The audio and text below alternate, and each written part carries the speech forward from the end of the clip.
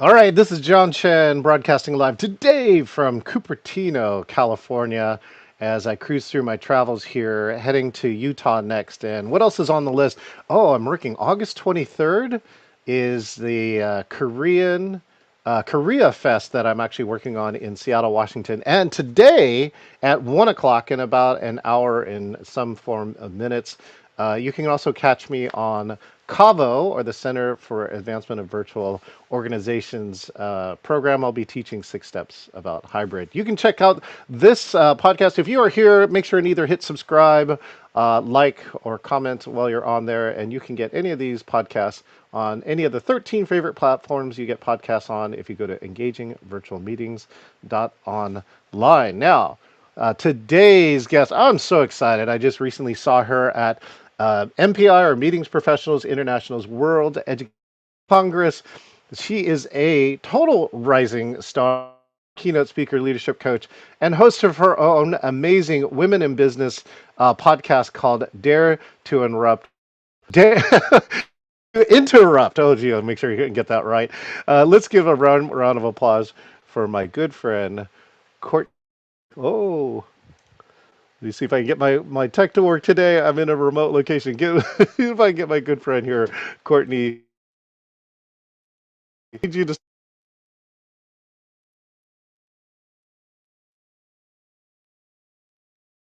Hello. Can you hear me? There we go. Yes. So now the Oh, yay. Okay. Good. I'm like, John, you got this. I know you're coming back here. Come back to me. come back. Where Come are you? back. Well, Thanks thank for you. having me. Yeah, thank you, Courtney. So, if anybody knows Tech Challenges too, so Courtney Stanley is also a lot of.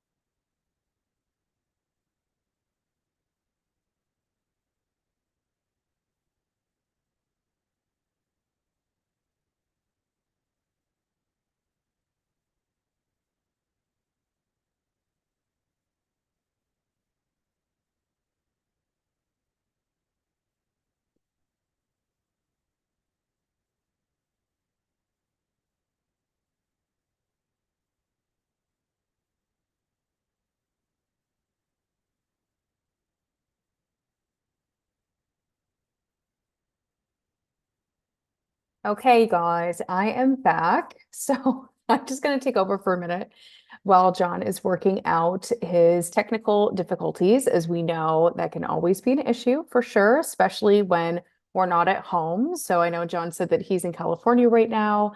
I know he's used to the Pacific Northwest, but definitely in a different office today. So while he is fixing some of the technical issues, I will just go ahead and introduce myself to you, which is always fun. So my name is Courtney Stanley. If there's anybody out there that I've met before, crossed paths with before, maybe we're best friends, definitely drop a hello in the comments or give us some love. I am based in Detroit, Michigan. I actually just moved here a little less than 2 years ago. Have you been to Detroit? Have you been to Detroit lately? It's a super cool city. I have definitely loved the past couple of years just getting to know this new home of mine, and it's been a great experience so far. Also, let us know where you're joining us from today. I know John said that we're streaming out to, I think, about 20 different platforms, which is wild to me and definitely something I've never done before.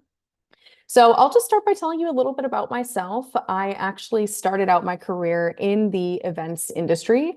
So I went to Central Michigan University. I very intentionally, after changing majors a few times, studied hospitality and event management and started out my career as a meeting planner, as an event planner.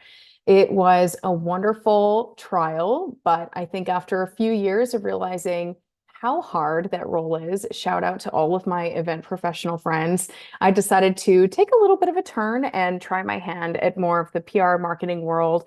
Worked in tech, lived in Toronto, moved all over the place. So I've had quite the zigzag of a career. And what's really interesting is that throughout that time of just trying different things, I didn't realize that I was actually developing a lot of different skill sets that led to me becoming an entrepreneur, which was 5 years ago. So I'm a business owner, I'm a full-time keynote speaker.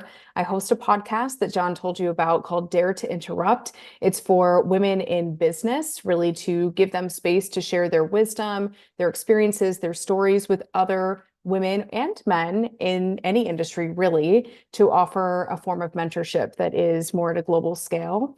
And I also do coaching. So I do public speaking coaching and just general career advancement coaching as well. So that's a little bit Courtney. about me. John is back. So I welcome him Yeah. back. Yes, happy to have you here with me, but also good to keep me on my toes. So Well, you were just saying, Courtney, that you were saying you want to take an improv class. Well, ta-da, here it is. literally, I thought the same thing as soon as you were like, just keep it going. I was like, yep, we just talked about this 2 minutes ago about how I've never taken an improv class, but we will say yes and so perfect. The Courtney's ability to manifest is super high. Apparently So it's very immediate too, within very, seconds. very immediate. Well, Courtney, thank you again for doing that intro. Of And course. um, I'm getting a chance to watch you too as part of MPI. I've been a member for Meetings Professionals International, and you really have done some great parts in terms of leadership and women's issues and women's leadership, especially in MPI, which usually we see like 80% women leaders, which I think makes the organization very, very unique. What do you feel like is some of the best things or best advice that you may have gotten over the past few years to really help yourself launch yourself? I mean, I think one of the best pieces of advice that I've gotten in general, entrepreneurship aside, but just as an individual contributing to a really special industry, is to take up space and to use my voice. I remember when I was sitting on MPI's International Board of Directors, I think I was about 26 at the time. I was significantly less experienced in our industry than anybody else on the board. And I remember there was a very distinct moment where one of my fellow board members, Annette Gregg, pulled me aside and she just encouraged me to really use my voice and to lean into the conversation and to recognize that there was a reason why I was in that room, even though everybody else had so much more time spent in the industry. So that's actually been one of the best pieces of advice that I've gotten. But in terms of launching the business, I would have to credit another friend of mine from the events industry, Trevor Louie. He was really an advocate and a cheerleader for me to try to go off on my own. And in doing so, to make sure that I was understanding my market value, charging what I was worth, and walking confidently forward on that path as a solopreneur, really. So I would say those are the first two things that come to mind. But I mean, John, you've been in this world of business ownership for ever, it seems. What do you feel like has been one of, the greatest lessons that you would want to pass on to maybe your younger self? Oh, well, that's a great question, Courtney. And a shout out to Trevor Louie. Trevor Louie, of course, is one of the top Asian Pacific Islanders, as well as meeting professionals, as well as what is it? He's won the big deal Oh, as part yeah. of WC. Poker Yeah, tournament. the best advice that I've really gotten too, and I love this, Courtney. Look at you and your interview skills back. Like I got you, this, boo. which I I'm know, like, which makes you such a great facilitator. I think the number one thing that I tell people all the time is that entrepreneurship is where you get your passion to meet the world's pocketbook, right? mm, So, it's one thing to be passionate about something, but if you can't get somebody to pay you for it, then it becomes a hobby. But if you can really get somebody to value that service and also pay for it, I think that's one of the keys. And so, for instance, my initial idea for this company was one thing, but what people paid me was something slightly different than that. But it still matched the three things that I'm really passionate around, and that for me is technology, adventure, and human change. And that's one of the things I think that's unique about entrepreneurship. I think the other part too, and Courtney, maybe you've seen this too. Uh, Entrepreneurship is the path to authenticity, right? And Mm, what I mean by that is that I think you become a more successful person when you become more of who you are, and not having to hide a piece of who you are, which quite often is sometimes what you have to do in other jobs. So I don't know if you've hmm. seen that. I definitely have. I think that I've experienced quite a bit of that where I do feel that oftentimes the reality is that there is this need to fit in to a culture or a company or to fit a certain role that a boss is wanting you to fit, right? They hire the personality they perceive, they hire the person they think is going to get the job done, check these boxes, do it the way they want it done, which, on a team can be really functional. I think it's important to have people that work well together, but I have found that in my experience in trying to fit into the mold of what somebody else wants me to be, I have maybe lost certain parts of myself that could Yeah. arguably be the best parts of myself. And I think one of the most beautiful parts of starting a business and working for myself is that level of freedom to really do things the way that I feel are authentic to me, to really lean into areas of growth. And I think one of the best gifts that's come out of running a business is I think it really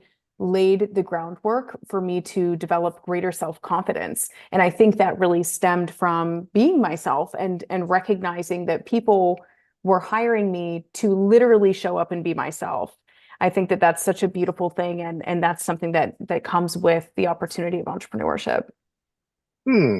Well, speaking of entrepreneurship, you reminded me that you started in the venerable year of 2020, which Yeah, is like sure what a did. great time to start a business. One of the things though, I started my business in the dot bomb. Do you remember the dot bomb when all the dot coms were blowing up? Mm-hmm. Mm-hmm. And one of the useful parts in hindsight to that was that it made it easy to grow, meaning that if you start in one of these times, when the economy starts expanding, you can just kind of like, oh, all boats are rising, take up with that and take the time to learn with that. But I'd love to hear, what happened for you or what were some of those unique moments in 2020 when you launched your company?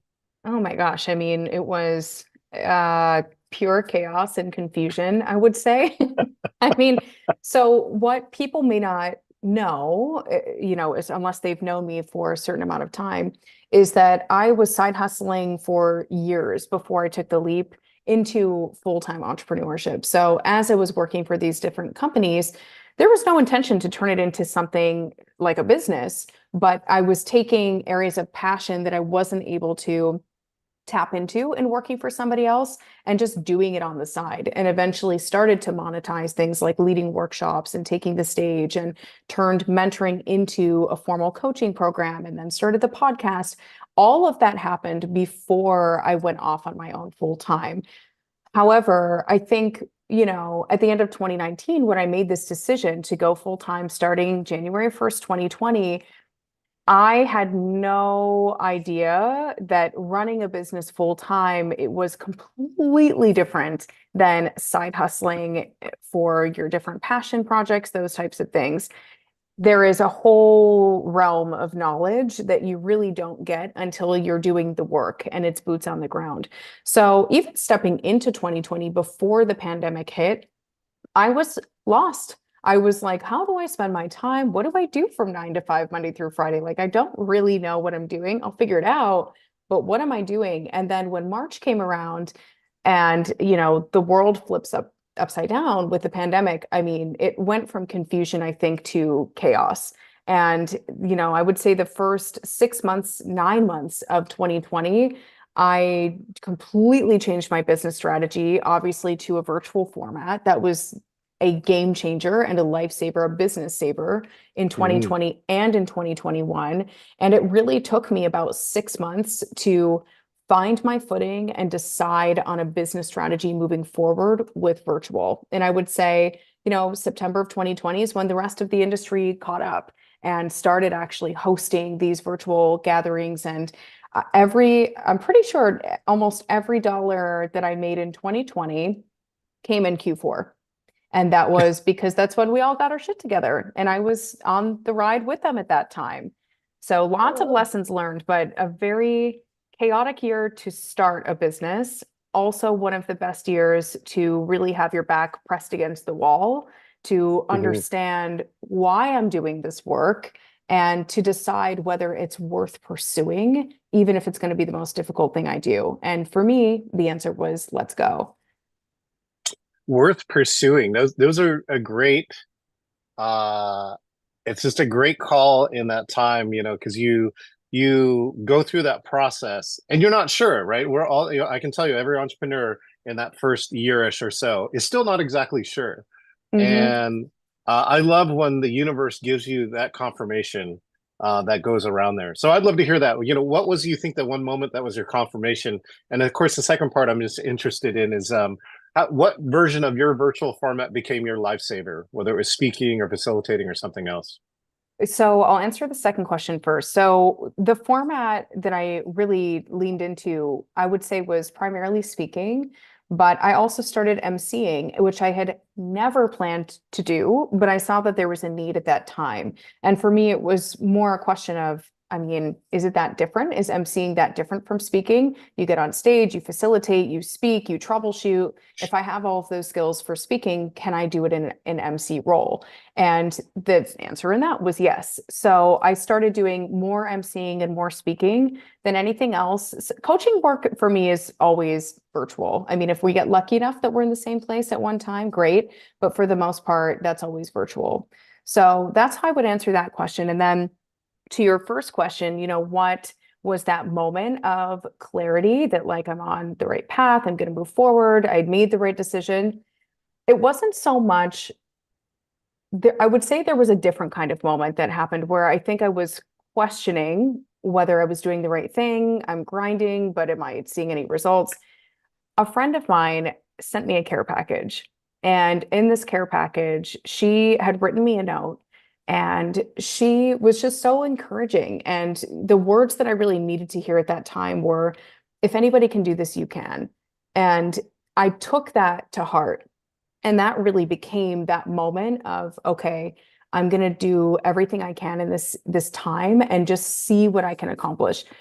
We talked about manifesting. One of the reasons why I went into this on my own was because I wanted to grow and I wanted to grow exponentially without anybody getting in my way, anybody telling me no, any structural barriers in place in a, typical corporate office setting. And I got exactly what I asked for. I got a completely blank slate and the opportunity to do whatever I wanted to in a world that was looking for reinvention.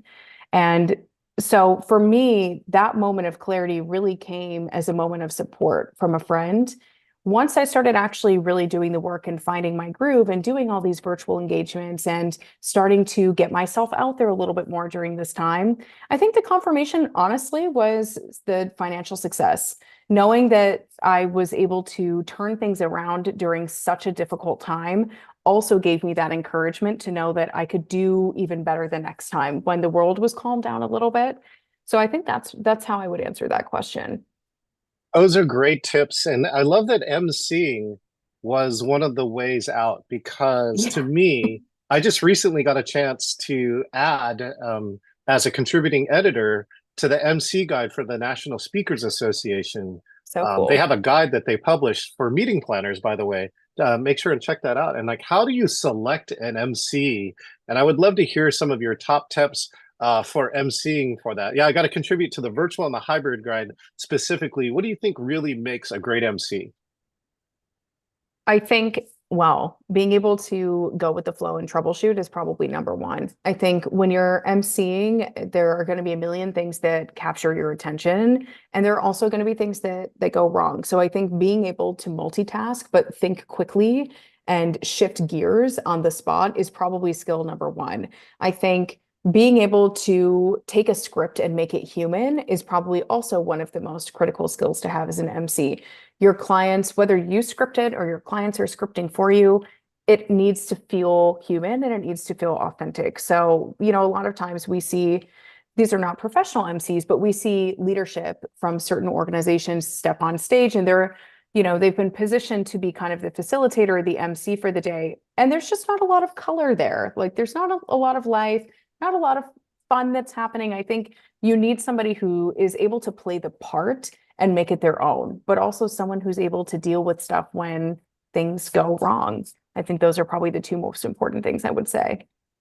Well, of course, we're talking about things that go wrong today. So just so to see the behind the scenes setup behind this, right? My internet in this place has been shaky already through the day, so I lost connection. That's why Courtney was in charge. And so this setup here is actually an iPhone and was it the Paralogics? I don't know if you've seen this. It's like a $6 clip you can buy on Amazon, but it allows you to clip it to like usually an airline setup so you can have your phone Oh, there. interesting. So Okay. this is actually hanging off of a shelf, right? And it's actually I have the camera actually at the right level. And one of my favorite pieces of technology is the AirPods Pro 2 is a pretty significant. I can't believe how good these headphones are. I had another pair of the Amazon headphones, and these I was surprised how well they do, how well they work in weird situations, and how much noise they can cancel. So those are the behind the scenes things. Like, do you have any great behind the scenes improv that you've ever had to do as an MC? Oof. I mean, there definitely have been many a time where connections have gone down. You've had to pick things back up. Speakers freeze. So I could be facilitating a panel. There's somebody who's really getting into it, and then they freeze in an awkward face position, and you have to kind of just carry it on. But you've also got, your client texting you what's going on, what's happening. You've also got the attendees in the chat saying he's frozen, I can't hear him. And you're also still looking at the screen, totally improving. So there have definitely been plenty of times like that. It's one of my hacks that I like to do when I'm emceeing anything that does have a script, which most things will, is first of all, don't over script. So I would say, reading line for line, not a great idea. There are, different teleprompter technologies that you can use, but I would say the less that you're scripted, the better. I think bullet points for the win.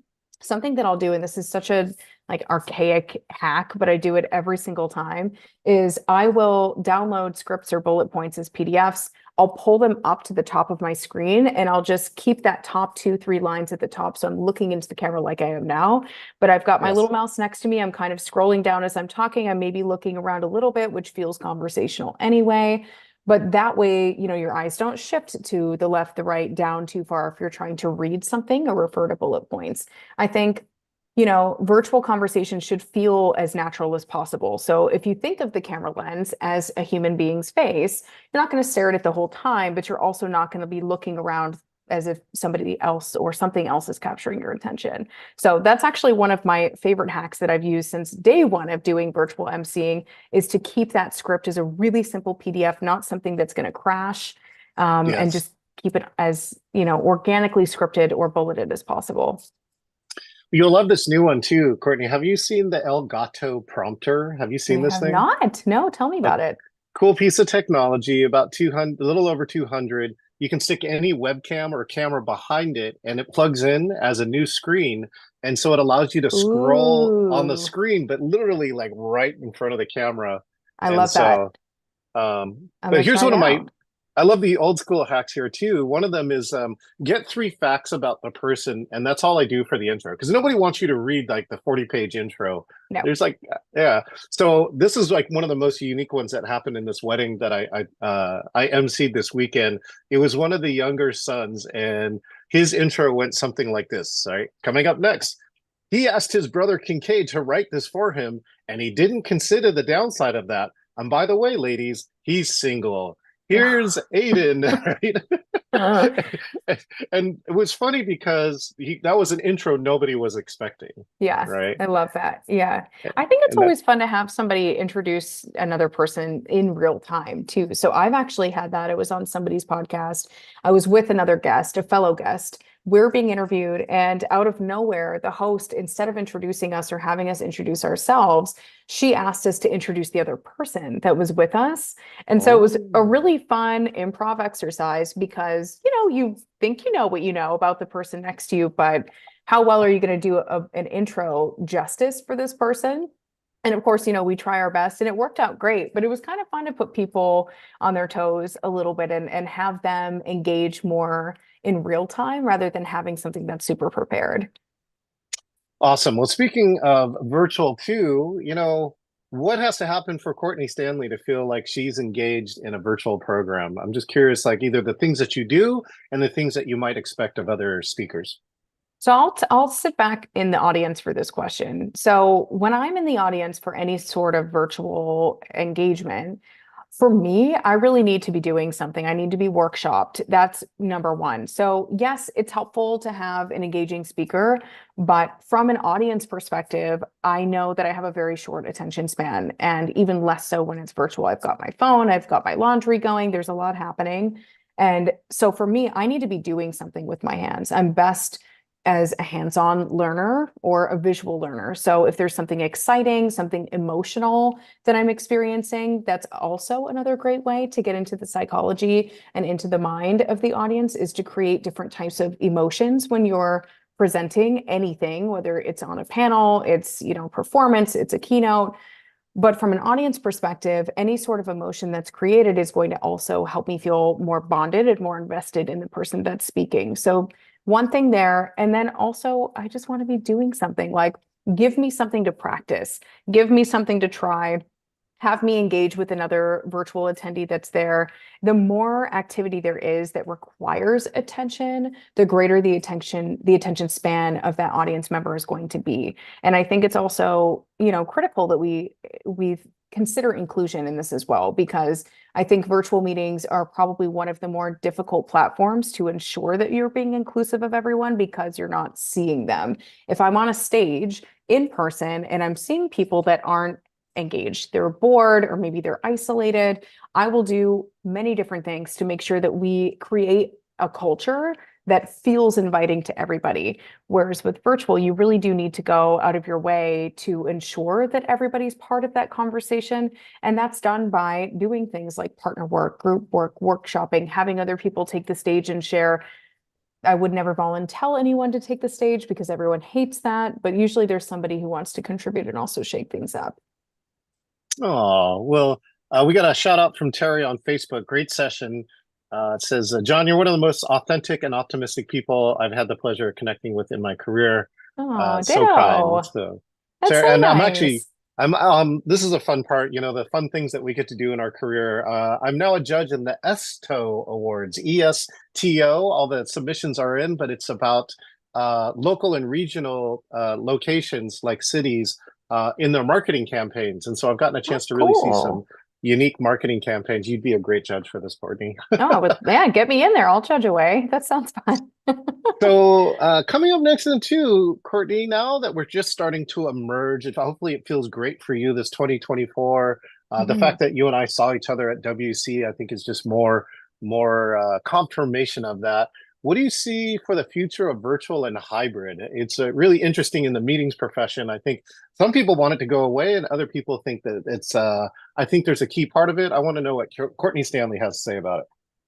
I think it's here to stay. And I think that there's so much value in adding a virtual component. So Cvent is a partner of mine, and I have been their on-camera MC for the virtual audience. So they host a hybrid user conference every year called Cvent Connect, and I'm their MC for their virtual audience. So I'm essentially connecting the dots between what's happening in person on site on the ground to what the virtual audience is experiencing, creating special content for them, having live Q&A chats with them so that they feel like they're part of that experience.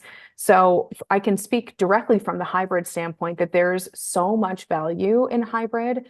Also, from a bottom line perspective, there are so many people that can't escape because they've got life stuff going on, or that don't have the funds to attend in person. So they want to join. Maybe they can't join for the whole thing. Virtual allows meetings to be more accessible for anybody. And I think that that is probably driver number one for why I think that virtual is going to stick around, or hybrid is going to stick around. But it's also more convenient. I love virtual from all standpoints. As a speaker, it allows me to stay home, and I want to stay home every now and then. I'm on the road quite a bit to speak in person. So I love when I get virtual requests. I'm like, this is great. Like, I love virtual. I know I can make it engaging, but it also allows me to have the convenience of having a personal life at home too. And the same goes for the virtual audience. I think, we see all these jokes about like, email or excuse me, meetings that could have been an email. I think the same applies, to the idea that a full 3-day conference maybe could have been a couple different virtual breakouts that allow people to still spend time with their families. So huge component, huge supporter of in-person and face-to-face. I don't think it competes with virtual. I think that they work together to create the most inclusive, accessible experience that gets the job done in a more efficient way. Fantastic. Well, have you checked out the website Innovation Women yet? No, what is Innovation Women? You're schooling me here, John. I want to hear all the things. Bobby Carlton created this website really with the goal of creating equity on the stage, at least on the gender part. And so she has a very valuable website for women speakers. You should check it out. I'm gonna write it And down. it also gives you other conferences to apply. So I'm one of the friendly male ally members. And I have gotten already 8 speaking gigs out of applying to the conferences that she posts on there who went because they have all their call for proposals like in one place. Very, very cool, That's convenient. awesome. And her goal, her point of view really was that virtual really has helped with the equity part because women can now go and keynote. And if it's a virtual like that, they can keynote and keep whatever responsibilities they may have. It gives them more opportunity to do that as opposed to the when you got to travel for 3, 4, 5 days, right, to go Yes. keynote or something. Yeah, I think it aligns with all of the research that we're seeing in remote work in general. So, Mm. we've seen time and time again all of these data points come out about employee preferences and how being able to work from home and having a hybrid work environment, so go into the office and work from home, is the preference. And it's become a priority for people to feel like they have more freedom and more balance in working for other companies. So I think it's those are the same types of data points where it's solving problems of people trying to juggle all the things at once instead of being able to really prioritize what they need to do and take the time to dedicate toward the different parts of their lives, family, personal, work, travel. It just provides more option. Speaking of more options, Terry says she wants you as a judge next year, so we'll talk about that. Okay, All right, Terry, I see you. here's the fun part of new part of my I've been doing during my podcast. This is the speed round. I'm going to ask you a few questions, and you got to try and answer them as fast as Ooh, possible. Are you ready? yes. Okay, your top passion. Oh my gosh. What? Travel. Travel. Ooh, good one. Your favorite woman leader. Brene Brown. Oh yeah, good one. Best workshop you've ever led. Ooh. I just led a workshop on the psychology of storytelling and how to create stories and presentations to get into the minds and hearts of audience members. And that one was really fun. So I'm going to go with that one. Favorite piece of tech. And I can't say phone, or can I say phone? You can say phone. Okay, I'm going to go with okay. I'm going to choose my Spotify playlist on my phone. Ooh, oh, you got to share your Spotify playlist. I run all my playlists for all my programs on Spotify. I create custom ones for every conference. That's awesome. I love that. Very cool. Yeah, I hate. I'm curious to really see what's on your list. Okay. Uh, favorite quote. Oh gosh. When you change the way you look at things, the things you look at change, by Wayne Dyer. Ooh, good one. Wayne Dyer. A little OG there too. Hmm. Best virtual or hybrid conference you've ever attended. Ooh. So I would have to say that there was one actually running, oh my gosh, what it was called, what was it called? It was run by Storycraft Lab and it was running in 2020 and it was a very touchy-feely emotional conference that everybody needed that year. I cannot remember what it was Mm, called, but that was definitely my favorite. I know Storycraft Lab, so we know that. They're awesome. Okay. Yeah. All right. Last question. Best part of yourself that you appreciate. I would say my thoughtfulness. I think that's what my family would say too. I care a lot about my family, the friends that I have, the relationships that I have. And it's important for me to understand them and deliver, love and care to them in a way that resonates.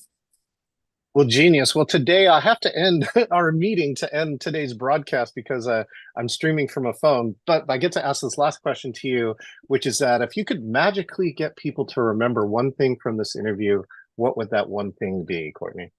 Take up space. I think the first question you asked me about business advice, different encouragement, words of wisdom I've received as an entrepreneur, take up space and use your voice. Outstanding, Courtney. Well, Courtney, this is John Chen here on Engaging Virtual Meetings podcast. Make sure you follow this person, Courtney Stanley. She's one to watch all the time, and make sure and subscribe to her podcast too. Amazing interviews on side of there. Courtney, thank you again one more time for joining us here on the Engaging Virtual Meetings podcast. Thank you so much, Sean. This has been awesome. Cheers. I'll see you online. Bye. Bye.